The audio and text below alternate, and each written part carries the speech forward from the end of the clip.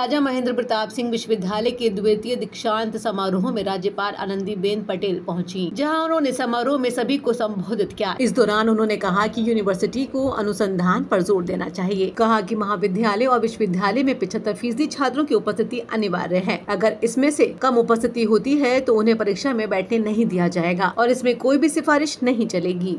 और अपने संबोधन से पहले उन्होंने छात्र छात्राओं को स्वर्ण पदक प्रदान किए, जिसे पाकर सभी छात्र छात्राओं के चेहरे खिल उठे। सभी छात्रों से ग्रुप फोटोग्राफ के लिए कृपया स्थान पे आ जाएं।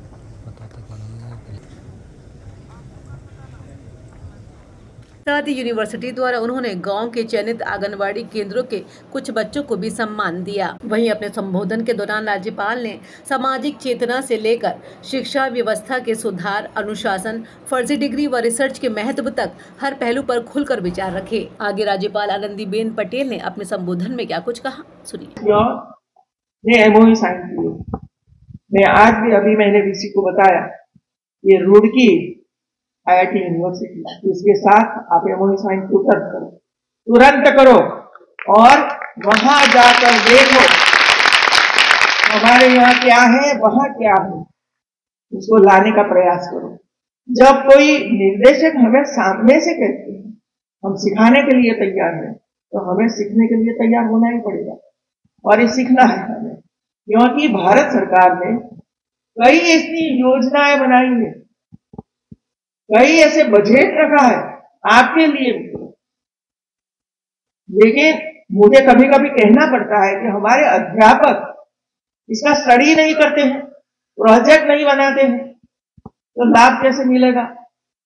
आज मैं नाराजगी में व्यक्त करूंगी आपके सामने, क्योंकि आपने जो बुक्स का उद्घाटन करवाया, विमोचन करवाया, इसमें तो वो स्टूडेंट्स हमारे लिखे हैं ना, छोटे छोटे बच्चे जो निबंध अच्छा लिखा है, मैंने पढ़ा, उनका विमोचन हुआ, अच्छा हुआ उनका विमोचन हुआ। लेकिन अध्यापकों ने 2 साल में क्या काम किया, 2 नहीं 3 और 1 4 साल में अध्यापकों ने कोई बुक ही नहीं लिखी, कोई जर्नल्स में कोई उसका लेटर सबमिट नहीं हुआ। हमें करना पड़ेगा, ऐसा नहीं चलेगा। आपने कुछ न कुछ लिखना पड़ेगा, जो आप सिखाते हो, जो आप आगे बढ़ते हो, आगे बढ़ने के लिए या तो आपके स्टूडेंट को सिखाना है, कोई बुक्स आपने पढ़ी, इसका रिव्यू करो। पूरे कैंपस को पवित्र रखना है।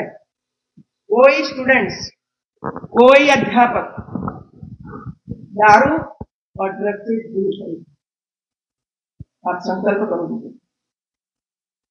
संकल्प करो कि दारू से दूर रहेंगे और ड्रग से दूर रहेंगे।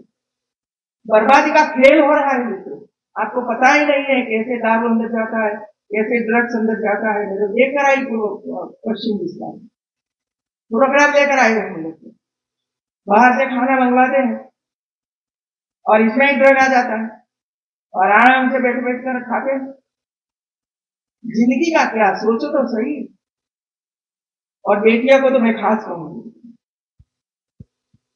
बेटियों को खास कहूंगी, आप अपनी जिंदगी अच्छी तरह से जीजिए, दूसरे पर डिपेंड मत रहिए। आप लोग, कई लोग आएंगे आपके साथ, लेकिन से दूर रहिए। मैं इसी वजह से सबसे कहती हूँ, एक हाईकोर्ट जज मुझे अभी 15 दिन पहले मिलने के लिए आया, समय मांगा था मेरा। मुझे आश्चर्य हुआ कि हाईकोर्ट जज मुझे क्यों मिलने के लिए आए।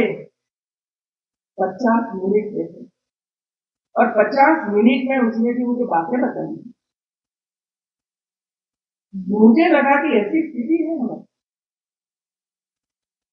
पॉक्सो एक्ट के नीचे कितनी बेटियां हैं, ये गलती की है ना, इसी वजह से वहां है। और इसी वजह से मैं कहती हूँ, खास बेटिया को कहूंगी कि आप ऐसी गलती मत करिए। जो बेटियों को मैं वहां जाकर मिली और उन्होंने रिक्वेस्ट किया कि आप लोग जिस तरह काम कर रहे हो समाज का उपयोग करके, इसी तरह पॉक्सो एक्ट में जितनी बेटियां हमारी हैं, हमारे बच्चे हैं, उनके साथ आप जुड़िए, यूनिवर्सिटी को जुड़ाइए और कुछ हमें मार्गदर्शन दीजिए कि ऐसे घटनाएं कम कैसे कर सकते हैं। हमें बेटियों को मिली जाए 3 घंटा में वहां क्या क्या सुविधा है, क्या क्या परेशानियां। 40 बेटियों को सबसे पहले मिली। मैंने बेटियों को पूछा क्या हुआ था। सुनिए जरा, एक बेटी ने मुझे बताया मेरे पिता को पिता से पी, किसी ने बताया भाई से पी, बड़े भाई से, कोई मामा से पीड़ी, कोई परेशान है औरत से पीड़ी। बेटियों ने हिम्मत करी और FIR जाकर दर्ज किया पुलिस स्टेशन। धरपकड़ हुई, सब जेल में। पढ़ना चाहती है बेटियां, कोई 9वीं कक्षा में, कोई 10वीं कक्षा में, कोई 11वीं कक्षा में। अब हमें प्रबंध करना है ये बेटियों को पढ़ाने के लिए। दूसरी बेटियां दूसरे स्थान पर सबने गई, तो वही बेटियां 14-15 साल की बेटियां, 16 साल की बेटियां बच्चा के लिए खड़ी। छोटे छोटे बच्चे, कोई मैं 1 साल का, 6 महीने का, 2 महीने का, कोई गर्भवती, पकड़े गए, आए वहां। पुलिस वही करेगी, पकड़े गए तो लाओ इसमें रखो। अभी बर्बादी का खेल है।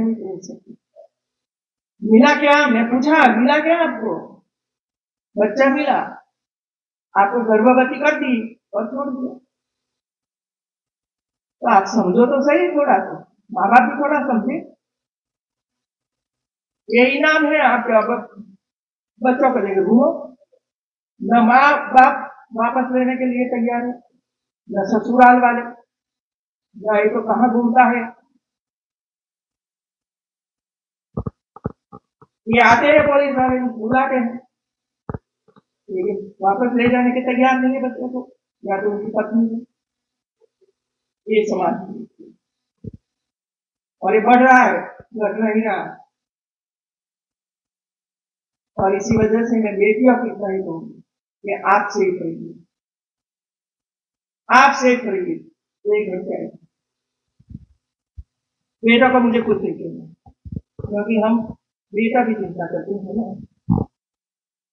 बेटा रात को 12 बजे आएगा, कोई नहीं पूछेगा, दरवाजा मां खोल देगी, बेटा आ गया तू।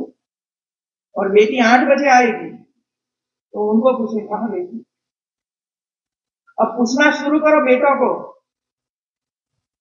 कि तू कहां गया था, रात को 12 बजे कहां था। हिम्मत बताइए मुझे। तो मेरा एक ही संदेश है बेटियों के लिए। अगर आपने हमारे चैनल 80 न्यूज प्राइम को अभी तक लाइक, शेयर, सब्सक्राइब नहीं किया है तो लेटेस्ट अपडेट जानने के लिए आज ही चैनल को सब्सक्राइब करें।